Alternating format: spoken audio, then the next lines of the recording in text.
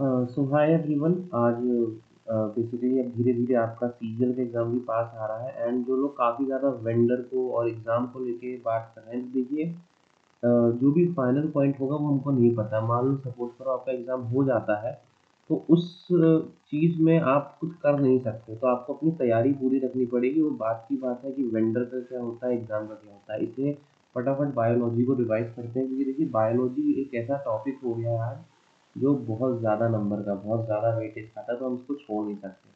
और रही बात वेंडर एग्ज़ाम की, तो वो तो देखिए चलता रहेगा, ठीक है ना। अब अपनी तैयारी को पूरा कंप्लीट रखिए। आज हम बात करेंगे सेल चैप्टर की, और तो आइए फटाफट इसको रिवाइज करते हैं, सारे इंपॉर्टेंट कॉन्सेप्ट को समझते हैं। तो आइए शुरू करते हैं। तो देखो सेल क्या होता है। सेल एक बेसिक स्ट्रक्चर और फंक्शनल यूनिट होती है हर लिविंग ऑर्गेनिज्म की। जो भी हमारे लिविंग ऑर्गेनिज्म होते हैं उनकी एक स्ट्रक्चर और बेसिक फंक्शनल यूनिट होती है, मतलब छोटी इकाई होती है जिंदगी की, एक सेल। ठीक है। सेल की डिस्कवरीज की अगर हम बात करते हैं, तो 1665 में पहली बार रॉबर्ट हुक ने सेल को डिस्कवर करा था। और इन्होंने जो सेल डिस्कवर करा था वो एक कॉर्क से करा था, मतलब जो पेड़ होता है उसकी कॉर्क से इन्होंने डिस्कवर करा था। और ये एक डेड सेल था, ठीक है ना। उसके बाद 1674 में, इनके कुछ साल बाद, एंटोनी वेन ल्यूवेनहॉक ने लिविंग सेल को डिस्कवर करा था। कहाँ से करा था? ये पॉन्ड वाटर से करा था। कहाँ से करा था? पॉन्ड वाटर से डिस्कवर करा था। फिर उसके बाद 1831 में रॉबर्ट ब्राउन डिस्कवर करते हैं क्या? Nucleus with the cell. ये सेल के अंदर न्यूक्लियस को डिस्कवर करते हैं। इनके बाद आते हैं हमारे फ्रेडरिक मिचर 1869 में, जिन्होंने डिस्कवर क्या करा था? The molecules we know refer to as DNA, मतलब इन्होंने डीएनए का मॉलिक्यूल ढूंढा था। तो याद रखना, 1665 Robert Hooke, 1674 Antonie van Leeuwenhoek, 1831 Robert Brown. और इन्होंने क्या क्या खोज करी थी। और लास्ट जो इम्पोर्टेंट में आते हैं, वो आते हैं 1953 में वॉटसन एंड क्रिंच। ये इनके सरनेम है, ठीक है। सरनेम थोड़ा इजी था इसलिए मैंने वही आपके लिख दिया, क्योंकि देखो आपको एकदम टॉपर नहीं बनना है पेपर में, पूरे टॉप नहीं मारना। आपको इतना करना है कि आपको सीट लेनी है, ठीक है ना। ये स्कूल का कंपटीशन नहीं, ये क्लास में टॉप मारना है। तो इसलिए एक स्ट्रेटेजी से जाओ। वॉटसन और क्रिंच आसान था, अभी आप नेम याद करोगे तो नेम इतनी जल्दी नहीं ईजी होगा। तो वॉटसन एंड क्रिंच का करना। इन्होंने डीएनए का डबल हेलिक्स स्ट्रक्चर ढूंढा था। हमने डीएनए को कई बार देखा होगा कि डीएनए कुछ इस शेप का होता है, ठीक है। तो जो डबल हेलिकल स्ट्रक्चर है, डबल हेलिकल स्ट्रक्चर, इसकी खोज किसने करी थी? वॉटसन और क्रिंच ने करी थी, ठीक। अब अगले इस पे आते हैं हम। तो अगला हमारा है पार्ट्स ऑफ द सेल। तो बेसिकली सेल के पार्ट्स आते हैं, देखो मैंने इस डायग्राम में बनाया है, ठीक है ना। पहले तो कलर चेंज करते हैं, क्योंकि ये कलर इस प्रेजेंटेशन में तो आई थिंक शायद ना ही चले। तो बेसिकली सबसे पहले आता है हमारा साइटोप्लाज्म। देखो ये बहुत लाइट कलर है, ठीक।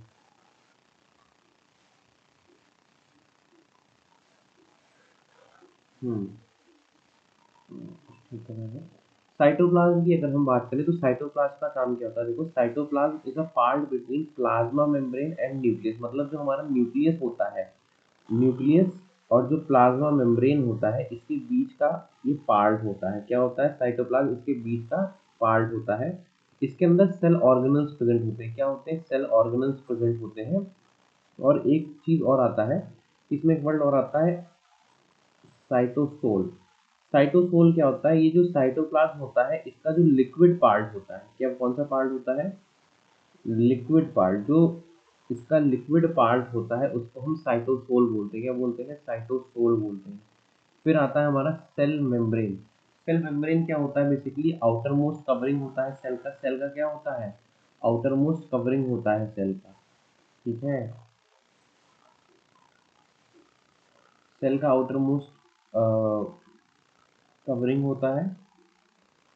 एंड उसके बाद क्या? सिलेक्टिवली परमिएबल होता है। क्या होता है? सिलेक्टिवली परमिएबल होता है, ठीक है।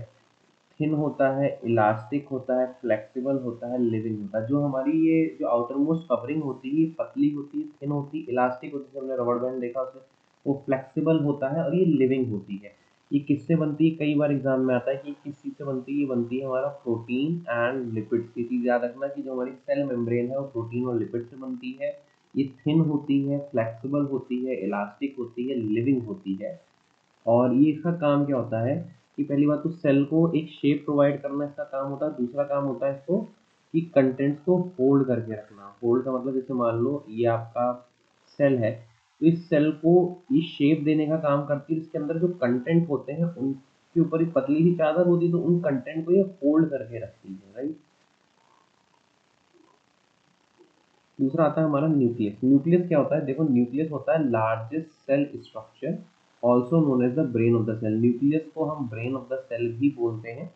और ये लार्जेस्ट सेल स्ट्रक्चर होता है। न्यूक्लियर एनवलप की अगर हम बात करें तो न्यूक्लियर एनवलप क्या होता है, it compose of membrane and covers. जो ये न्यूक्लियस होता है इसी के अंदर एक पार्ट और आता है हमारा न्यूक्लियर एनवलप। न्यूक्लियर एनवलप का काम क्या होता है कि ये पहली बात तो इसके अंदर कई मेम्ब्रेन्स होती हैं जो कि न्यूक्लियस को कवर करती हैं और उसको सेपरेट करती हैं साइटोप्लाज्म से।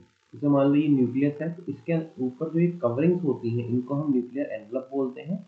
और ये उसको कवर अप करके रखती हैं और सेपरेट करती हैं साइटोप्लाज्म से। इसी में एक और आता है हमारा न्यूक्लियोप्लास्ट। न्यूक्लियोप्लास्ट के अंदर क्या होता है, न्यूक्लियोलस होता है। क्या होता है सर, न्यूक्लियोलस होता है। एंड क्रोमेटिन मटेरियल भी होता है। क्या होता है chromatin material. Chromatin material basically एक थ्रेड लाइक, जैसे हम धागा देखते हैं ना, तो थ्रेड लाइक स्ट्रक्चर होता है। इसमें कुछ चीज़ याद रखना कि इसके अंदर क्रोमोजोम्स, इसके अंदर क्रोमोजोम्स पाए जाते हैं। क्रोमोजोम बेसिकली अगर हम बात करें तो 23 पेयर्स होते हैं क्रोमोजोम के, ठीक है, जिसमें 22 अलग होते हैं और जो एक पेयरिंग होती है वो अलग होती है। तो याद रखना कि क्रोमेटिन मटीरियल एक थ्रेड लाइक स्ट्रक्चर होता है, धागे जैसा स्ट्रक्चर होता है। इसके अंदर क्रोमोजोम पाया जाता है। क्रोमोजोम के कितने 23 पेयर्स ऑफ क्रोमोजोम हमारे पास होते हैं, ठीक। तो इसमें इस स्लाइड में आपने क्या समझा, साइटोप्लाज्म क्या है, सेल मेम्ब्रेन क्या है, न्यूक्लियस क्या है, न्यूक्लियर एनवलप क्या है, न्यूक्लियोप्लाज्म क्या है, क्रोमेटिन मटेरियल क्या है। बाकी जो भी डाउट होंगे वो आप कमेंट में मुझे बता देंगे। अगले इस पे आते हैं। फिर आता है सेल वॉल, ठीक है। अब अगर हम सेल वॉल की बात करें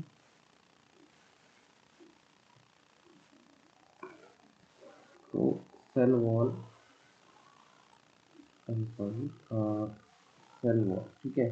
तो सेल वॉल का काम क्या होता है, देखो ये provide and determines the shape and strength and turgidity. ये क्या करता है, ये भी प्रोवाइड करता है shape, strength and turgidity. Plants किससे मिलके बने होते हैं, सेल्यूलोज से मिलके बने होते हैं। किससे, सेल्यूलोज से। इन फ्रीली परमेबल, जैसे हमने वो पढ़ा था कि जो हमने पिछली स्लाइड देखी उसमें हमने देखा था कि जो ये सेल मेम्ब्रेन होता है ये क्या होता है, थिन होता है, इलास्टिक होता है, फ्लेक्सिबल होता है, लिविंग होता है। अब हम सेल वॉल पे आते हैं।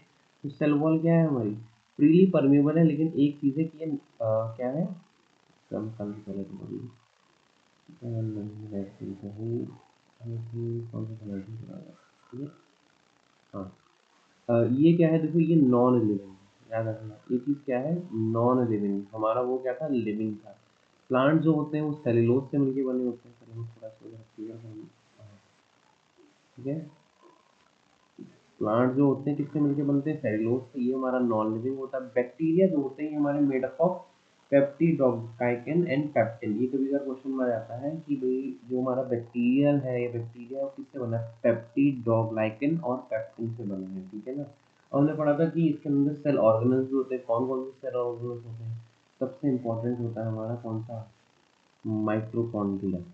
तो माइटोकॉन्ड्रिया को एक चीज़ और होता है, इसको हम बोलते हैं power house of the cell. क्या होता है, power house of the cell. इसको सेल का पावर हाउस बोलते हैं। इसकी एक खासियत ये होती है कि इसके पास खुद का डीएनए और राइबोसोम होता है। और इसके दो पार्ट होते हैं, एक होता है आउटर पार्ट जो कि हमारा पोरस होता है। पोरस मतलब सॉफ्ट होता है। और इनर पार्ट होता है जो कि एटीपी सिंथेसिस होता है। एटीपी का फुल फॉर्म होती है एड्रीनोसिन ट्राइफॉस्फेट, और डीएनए की होती है deoxy nitronucleic acid, deoxy nucleic acid, ठीक। Deoxy ribonucleic. फिर आता है हमारा लाइजोसोम। लाइजोसोम सर क्या होता है, लाइजोसोम को हम suicidal bag of the cell भी बोलते हैं। और ये किससे भरा होता है, डाइजेस्टिव एंजाइम से भरा होता है, ठीक है। फिर आता है हमारा गोल्गी बॉडी। गोल्गी बॉडी को कैमिलियो गोल्गी ने बनाया था, उनके सरनेम पे ये हमारा गोल्गी बॉडी पड़ा था, राइट। इसका जो सिस फेस होता है वो न्यूक्लियस की तरफ होता है, और जो ट्रांस फेस होता है वो प्लाज्मा मेम्ब्रेन की तरफ होता है। ट्रांस होता है प्लाज्मा मेम्ब्रेन की तरफ होता है। इसका एक फंक्शन होता है कि ये स्टोरेज और मॉडिफिकेशन ऑफ पैकेज में हमारा इस्तेमाल होता है। फिर आते हैं हम वेक्यूल्स पे।